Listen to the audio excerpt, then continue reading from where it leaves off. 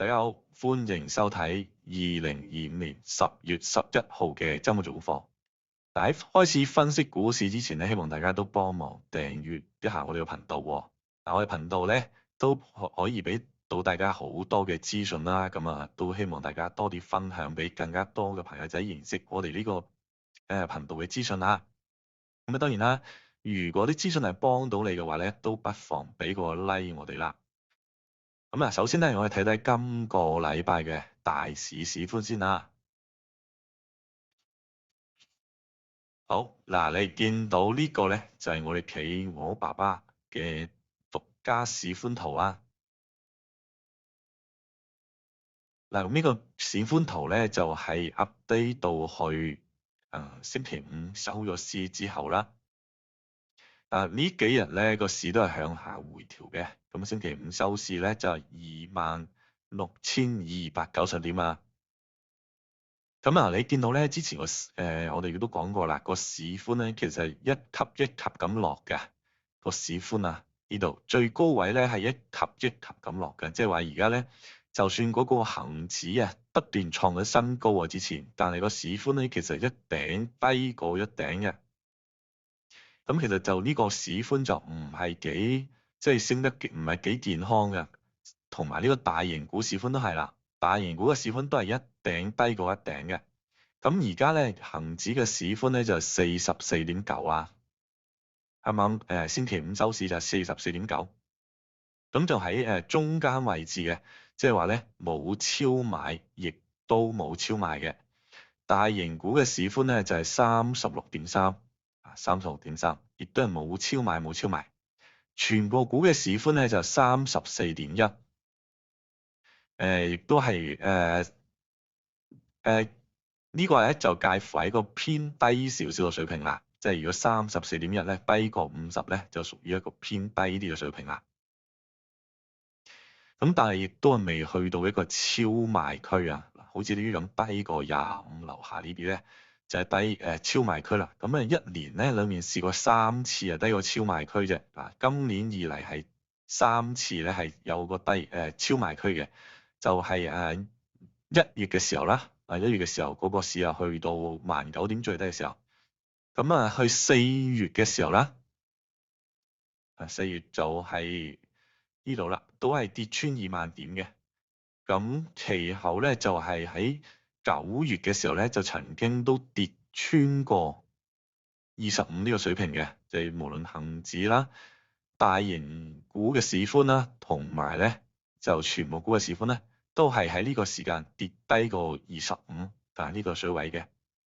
咁所以上一次咧就有一個超賣嘅情況俾我哋買翻，咁咧結果就嗰個指數又再次創咗新高啊！咁但係咧，而家個指數咧就要開始回調咯噃。而家指數，但係個指數咧就開始呢幾日咧就成個禮拜都跌緊啦。呢個禮拜咧都跌得比較多㗎啦，都1000點以上啦而家。咁如果你睇翻個期指咧，星期五收咗市之後，期指係更加係急跌咗成1300幾點添。咁陣間我哋會喺個圖表裏面再同大家分析啦。咁對於而家嗰個收市個市寬唔知即係如果收市會點啦？而家個收市市寬咧就未去到超賣嘅，即係話咧你唔好咁快搏反彈住啦，因為佢可能個市寬都未去到低位，你要等個市寬去到低位嘅時候咧，你先至去搏反彈啦。咁咩為之低位咧？咁起碼都低過20先開始即係部署呢個反彈啦。如果佢未到嗰個階段咧，佢可能跌完可以再跌㗎。即係好似呢個咁咧，如果你喺中間位置嘅時候，你就已經開始搏反彈啦。咁咧最尾佢臨尾急跌嗰下咧，就會令到你咧就坐艇啦。咁記住翻嗰啲數字先啊。恆指市寬44.9，大型股嘅市寬咧就36.3，而全部股嘅市寬咧就34.1。好，市寬我哋暫時講到呢度先啦，我哋跳落下一 part 嘅圖表分析嗰度。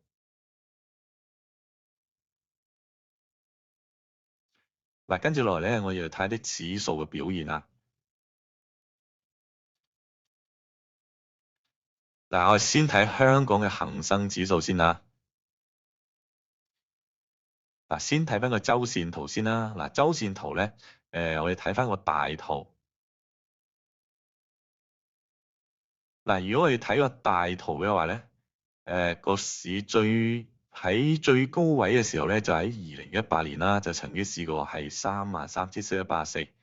咁而由呢度一路延伸落嚟啊，至到2021年啊，嗰陣時就31,000幾啊，31,100幾。咁再延伸落嚟呢條線咧，嗱，大家見到就係啱啱好啊，今次就係到咗呢個位啦。所以而家呢個位咧，點解有咁大阻力咧？就係因為無論周線圖又好啦，月線圖都好啦，其實都係去到呢個阻力位。呢個阻力位啱啱嚟到呢度咧，就係咁啱就係呢個位嘅27,000。27,300、27,000至27,500咗緊啦，呢啲位啦。因為呢度咧條線好多年啊，好長啊。因為佢是但喐少少咧，或者你條線嘅粗又爭啲咧，咁呢度已經爭緊100-200點噶啦。咁大概就係27,300至27,500，就係呢一波嘅上面嘅阻力位啦。而且呢個阻力位仲要係大嘅添。好，再咁睇翻近少少啦，嗱，近少少即係譬如可能係今年啦，年初至今啊，譬如或者舊年到而家，呢個都係周線圖嚟噶。咁個恆指都係沿住呢個通道上去嘅。嗱，佢落到底嗰度就彈翻上嚟，落到去到頂咧，佢又落翻去。咁而家咧又去到呢個通道嘅頂部咯喎。嗱，呢個通道嘅頂部而家都係介乎喺27,300至到27,500，嗱，都係呢個位係一個頂部嚟嘅。咁咁啱上個星期咧就啱啱就掂到個頂部啦嚇，掂到個頂部少少，跟住就今個星期就換翻落嚟啦。好，嗱，我哋再睇翻恆指嘅日線圖啊。咁我哋開翻啲平均線出嚟先啦。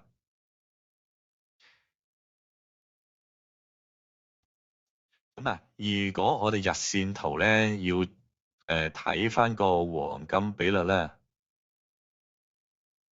咁我哋就由呢度畫到上嚟呢度啦。嗱，咁第一個回吐嘅位咧就係0.236啊嘛。如果你由19,260點開始計咧，計到上嚟上邊啦，而家最高位嘅時候就27,381。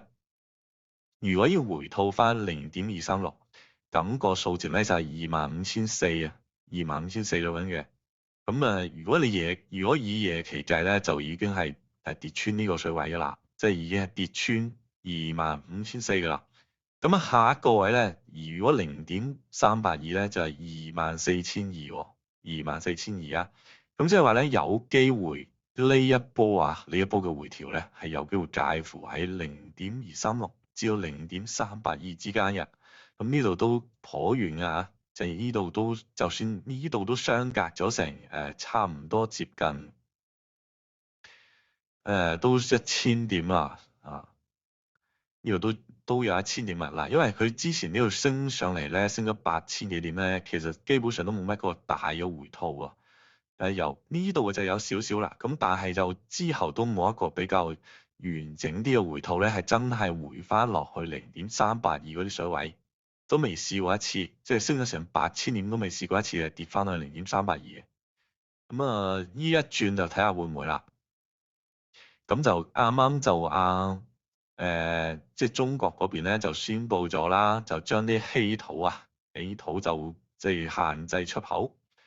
咁就其後咧，特朗普就可能又話唔同習近平會面啦，又或者係要收中國嘅100% 嘅關稅啦。咁所以咧近排咧即係星期五啊，突然間個貿易戰咧就好似升溫咁啦。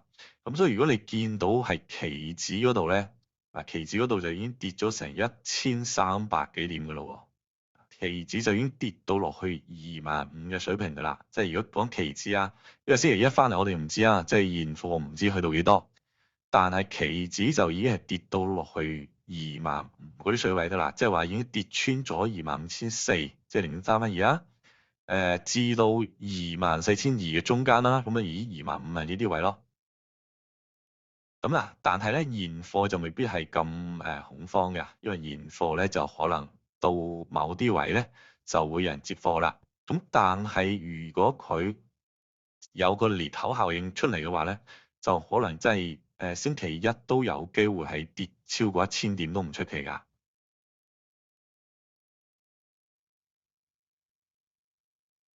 嗱，你睇埋而家現有嘅指標啊，咁啊，呢個星期一點嘅情況咧，我哋暫時都未知啊，因為咧啲消息咧就傳得都幾混亂嘅，有時又話會同佢特朗普咧，有時又話會同習近平會面啦，有時又話唔會啦咁所以要等下個星期咧啲消息穩定咗啊，真係會唔會有個會面出嚟啊？有個公告，大家兩個國家都有公告啊，咁就會明朗化翻啲啦。喺呢個時間咧就唔適合做一啲買賣決定啊，因為如果唔係咧，好可能就會震走你噶啦，因為可能突然間跌千幾點落嚟，你啲貨走晒，跟住突然間佢下晝可能升翻500點，又或者升翻起碼都一半上嚟咧，咁變咗咧，你之前好早走咗貨嗰啲咧，你就可能會輸得比較多啦。又或者你咧就可能心急想追貨啊，原來跌完1000點，都後邊仲有幾日仲要再跌嘅，咁就最好要等嗰個市咧就穩定翻少少，大家先至去睇下有邊啲值得去直博嘅股票再買啊。咁啊，留意住恒指個位咧就係25,400啊，25,400啊，第一個支持位25,400，睇下會唔會佢盤中可能跌穿嘅，但係可能收市有冇機會上翻25,400嗰啲位啦。如果企唔翻住25,400咧，下一個位咧就要去到差唔多接近20000嗰啲位噶啦。呢度咧就係之前嗰啲低位啊，都係差唔多喺25,000嗰啲位嘅。嗱，咁啊指標方面咧，第一個向下嘅指標 CCI 已經係穿咗啦，跟住恒指啊呢度咧就係佢由藍燈咧一路上嚟都係藍燈嘅，由藍燈就轉翻黃燈啦。星期五就第一日轉咗黃燈啦，即係話代表佢嗰個強勢咧就已經停止咗啦，即係一路以嚟佢向上強勢就已經停止咗啦。其餘嗰啲指標咧都暫時都接近啊，接近差唔多係即係去到零嗰啲位置啦。譬如有張盤喺零線以上就接近零啦。莊家線咧就暫時未跌穿嘅，暫時未跌穿。咁之後會唔會跌穿咧就唔知啦。咁啊，如果跌穿咧呢個上升週期啊，即係話由19,000幾點上嚟呢個週期咧，就可能成段就完結啦。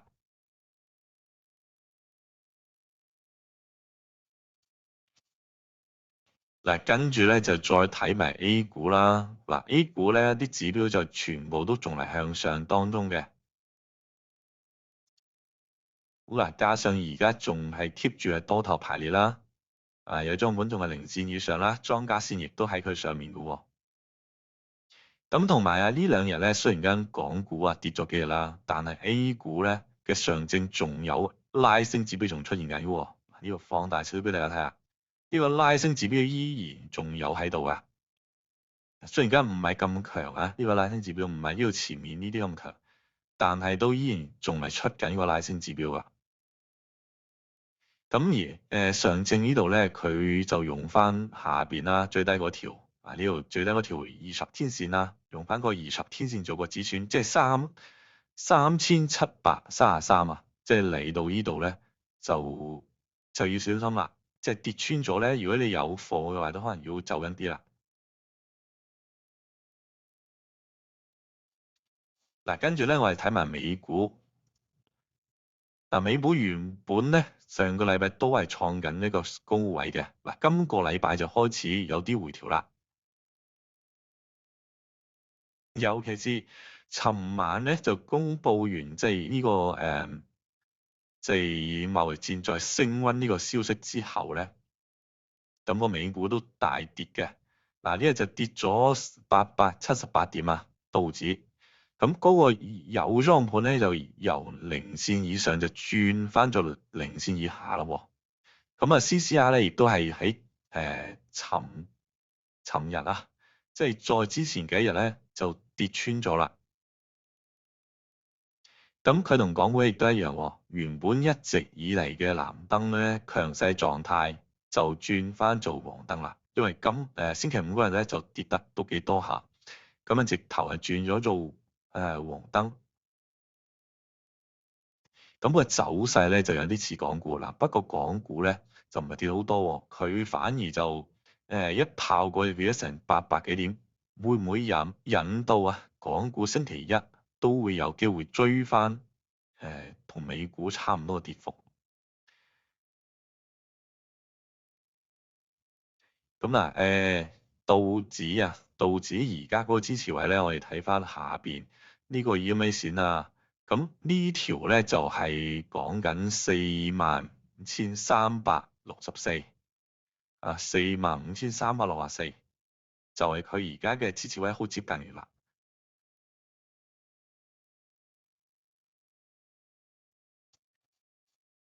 嗱，至於納指啦，納指呢一波上嚟，我哋又重新劃過去嗰個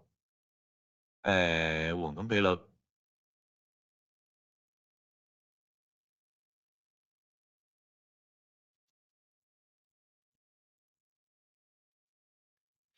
嗱，近嗰個0.236啦，0.236嗰位咧就係21,100，21,100，即係第一格落去咧就係21,100。咁而家咧就距離都比較遠嘅，你而家呢刻距離都比較遠。咁佢個指標咧亦都係暫停啊，即係之前咧就全部強勢嘅，上個禮拜我哋都講㗎。咁佢仲係全部強勢啊嘛，上個禮拜，所以我哋上個禮拜都仲未叫做睇相㗎嘛。咁結果佢都係一路升到上星期五先至跌啦。咁星期四都仲創緊新高啊。咁所以上個禮拜我哋繼續睇相咧，係佢都係有做到呢樣嘢出嚟嘅。不過星期五咧係因為有個消息帶動啦，咁啊直頭就挫咗落嚟啦。咁然後而家嘅指標係咩咧？而家咧就係拉升指標就出咗暫停。暫時就冇咗拉升指標啦。CCI 亦都向咗下，有莊盤又未跌到零線以下嘅，莊家線都仲未跌穿嘅。咁所以而家第一個支持位咧就係講緊21,152啊，呢個納指嚟㗎，納指支持位就21,152。至於標普啦，標普我哋又重新再畫多次嚇。咁佢嗰個有莊盤咧就係零線啊，仲喺零線以上嘅，仲啱啱黐住個零啦嚇，即係而家仲係啱啱黐住個零線嘅。咁呢個拉升指標咧，亦都係暫停咗啦，拉升指標暫停咗，CCI 亦都向咗下啦。咁我哋重新再喺呢度畫個嗰個黃金比率啦，因為都已經比較遠啦。咁佢呢個0.236嗰個位咧，就係第一關啦，就係6,309，6,309啊，呢度6,309就係佢啱啱下邊嗰個支持位所在啊。咁亦都係比較遠啊，因為佢一路升上嚟咧，都係未斷過啊，即係未曾試過一個比較正式大啲嘅回吐。咁嗰個強弱勢指標亦都係由藍燈轉翻黃燈啦。嗱好，咁啊幾大嘅指數啦，包括港股啦、A 股啦、美股啦，咁我哋都講完啦。咁我哋跳落下一 part 講沽空啊。你見到呢個咧就係累積沽空嘅情況，咁就係更新到去10月3號啦。咁啊最新嘅累積沽空嘅金額咧就係平保就496億，阿里巴巴就382億，美團咧就312億，騰訊就270億，紫金就排第5，就251億。咁啊，紫金咁嘅市值咧都有200幾億嘅沽空，都算好誇張噶啦。比亞迪就排第6，就219億。小米就189億，百度就185億，跟住就寧德時代3750咧就都有超過130億啦。咁啊，頭嗰10隻累積沽空最大嘅就係呢啲啦。咁啊，下邊仲有理想汽車啊呢啲啦。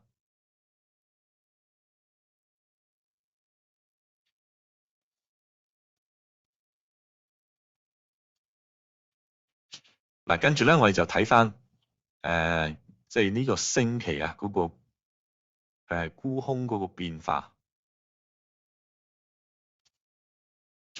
咁我哋先睇咗平倉先啦。嗱，平倉咧最大嘅咧就係隻700啊700，其次咧就係5號仔匯豐都有平倉嘅喎，跟住就939建行，跟住就3800都有平倉嘅，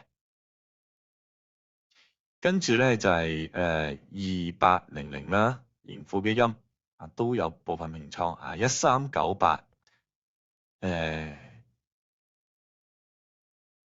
跟住就941中移動呢啲都有平倉嘅，388啦、2318啦，同埋1299。嗱，呢個就頭嗰10隻平倉最大嘅股票啦。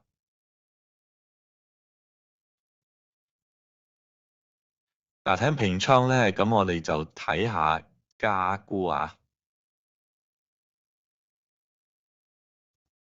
嗱，加沽最多嘅咧就係呢個3690美團就加沽咗45億，跟住咧就係2899紫金就加沽咗23億啦，1024快手就加沽咗21億，就3750寧德時代就19億，1347華虹。嗱，呢啲之前升得多嘅都開始有加沽啦，9988都開始加沽翻啦，9626康方同埋9888百度，嗱，呢啲都係有加沽啊，超過10億以上嘅。仲有一隻就1208啦，都係加沽10億以上嘅喎。咁啊，呢啲大家就要留意啦。咁啊，見到加沽啦，仲有一隻1772啦，贛鋒鋰業。咁即係話啲鋰電池嘅3750呢啲都開始有啲要即係回吐跡象啦。咁大家要睇睇啦，呢啲電池股。咁就美團啦，嗱，美團本身都已經係跌咗落嚟㗎啦。咁佢咧反而就個沽空就暫時都未停止喎，即係原本就可能跌緊嚟嘅，不過就又加翻上去啦，嗰個沽空金額。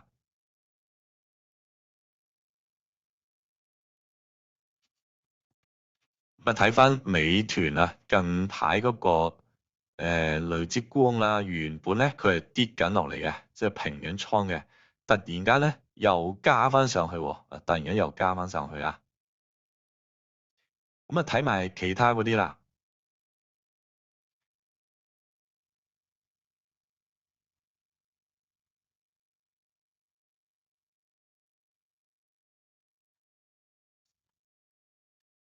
嗱，反而騰訊咧，嗱，騰訊都係有啲平倉嘅，即係平咗倉之後，咁反而騰訊就冇話，即係嗰啲沽空就加翻去之前嗰個高位啦。咁啊，頭先就係3690就係上翻之前個高位啊嘛。咁啊，騰訊就似乎就啲沽空平咗倉就冇再加過啦。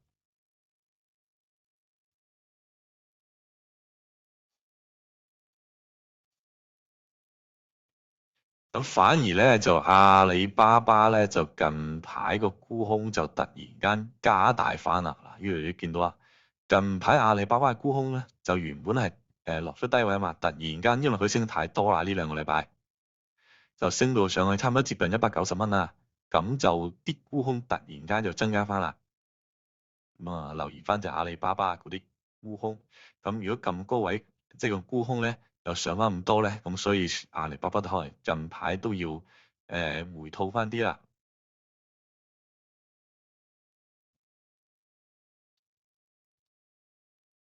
嗱，睇完沽空報告咧，我哋就睇下呢個大行持股變動。嗱，呢個禮拜咧都個市都跌嘅，咁大戶都冇乜點樣買嘢啦。咁你見到700啦，咁但係其實700咧就有買有沽嘅，咁你見到有買有沽啊，咁所以基本上都唔係話特別買700噶啦。咁另外有一隻咧就9999喎，啊，做一隻就9999，就可以留意下啊，唔見有沽嘅999，但係就買嘅啫啊，就沽就係沽邊啲咧？就係頭先有講啦，有騰訊咧就有買，亦都有沽。咁9988阿里巴巴就集中係沽貨啦，因為升得咁高咧，都開始集中沽貨啦。跟住仲有隻1024快手啊。9992就沽咗好耐噶啦，啲大戶都開始慢慢一路沽緊落嚟，因為個市去到咁高啦，咁同埋咧就之前如果你要一路部署第四季嘅話咧，就可能要沽緊啲賺咗好多嘅，咁可能啲錢嚟抽下新股都好啊，咁啊抽完新股都可能分分鐘賺到嗰個錢咧，就多過你繼續係持有呢啲股票嘛。咁啊，跟住就仲有隻9660啊，都係沽貨對象嚟喎。9660地平線機器人，9618京東，京東都係啦。咁咧就睇落嚟咧，就似乎係近排就沽啲科技股多啦。咁你要留意下嗰個科技股指數啊，有機會就由今次個跌市啊，就可能由嗰個科技股指數帶動啦，因為啲大戶沽都係沽呢啲啊，都係沽呢啲啊。咁至於咧過去嗰個星期咧，港股通究竟流入邊啲啊，同埋流走邊啲股票啦？就阿里巴巴雖然間就大戶沽貨啦，咁但係港股通咧就成個星期都有流入嘅，就流入咗211億，騰訊就流入咗69億，中芯就流入咗29億，地平線機人咧就22億，快手就係19億。嗱，呢個咧就唔係去到星期五啊，大家就唔好誤會，就呢個係上個星期由星期一至星期五嘅總和，就唔係嘅，就去到應該係星期三嘅啫，因為佢係 T+2嘅。咁五大流出嘅咧就係盈富基金啦，流出咗61億。咁國企指數啦就流出咗21億。咁所以咧指數基金都流出咁多啦。咁所以個市就你見到要回調咁多日就咁解啦。咁仲有啲建行啊、電信股啦、中電信同埋中國移動啊，都係呢啲都係流出緊嘅。好啦，最後咧，咁我哋就睇埋呢個每週選股。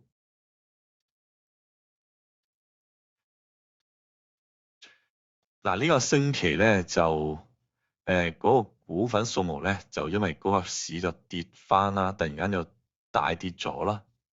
咁嗰個股份數目咧就縮細到得翻34隻啦。咁而家有34隻嘅。咁同之前4日幾隻比咧就少咗啲啦。咁27號咧銀娛咧入咗嚟咁多禮拜之後咧，就終於都走咗啦，咁啊，大家可以比較翻嚇，由入嚟嘅時候，6月嘅時候入嚟，咁啊而家9月走3個月時間，如果你係呢度持有咗3個月，咁你嗰個你有幾多啦？嗱，譬如我哋可以睇翻，我哋如果6月21號。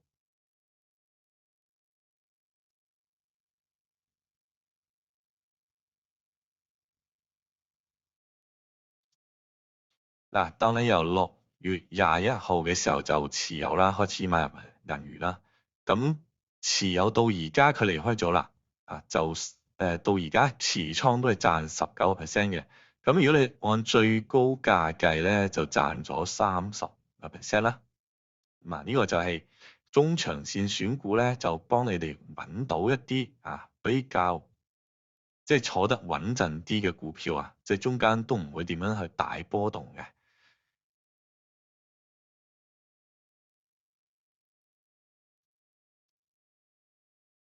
嗱，咁另外走咗嘅咧就有隻1167嗱，今個星期咧係冇新股份夾嚟啊，留意係冇新嘅夾嚟，只有走咗嘅啫。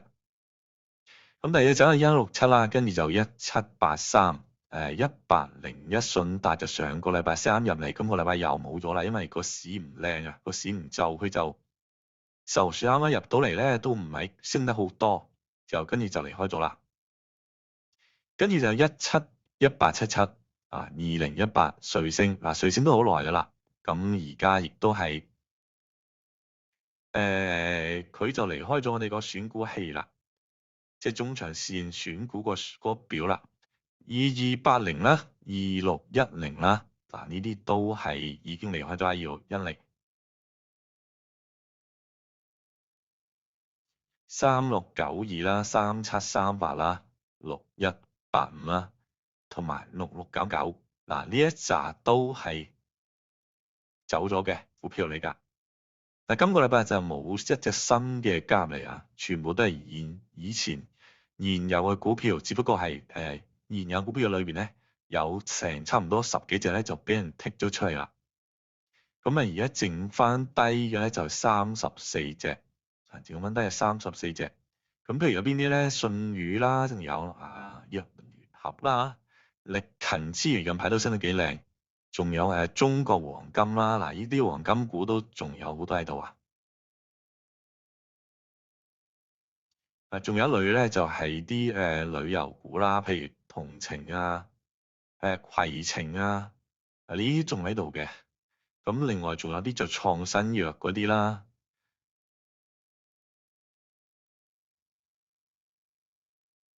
恒瑞醫藥啦，呢啲創新藥啦，歸創通橋啦，和宜 B 啦，爆菜圖啦，呢啲都係啲創新藥，百隻神州仲有呢個啦，康寧傑瑞製藥因為咧舊年即係今年啦，講緊今年嗰個市升上嚟咧，第一波就係講呢個 DeepSeek 啦，第二次令到股上嚟咧就係啲藥股啊嘛。咁近期個市上嚟咧就係靠啲黃金或者金礦股啊嘛。咁所以呢度咧3個板塊咧都有嘅。呢3個板塊都有喺度嘅。咁所以我哋中長線選股，所以就會揀到一啲令到個市慢慢即係升上嚟嗰啲股票啦。咁再就係心動公司咧入咗嚟都一段時間嘅，好耐嘅啦。咁大家可以留意翻啦，即係佢會而家嗰個表現，即係一個市種跌緊落去咧。呢啲股票咧，呢啲屬於比較優質啲嘅股票咧，佢都係暫時都冇俾我哋踢出呢啲，咁大家要留意下啦。咁你可以 cap 低個圖啦。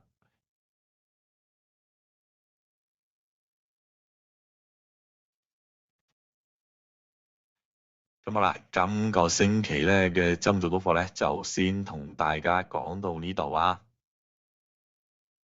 咁以上咧只係啲個人參考嘅資料，冇任何投資建議嘅。大家投資之前咧，你自己衡量翻個投資風險，同埋問翻自己投資股份啦。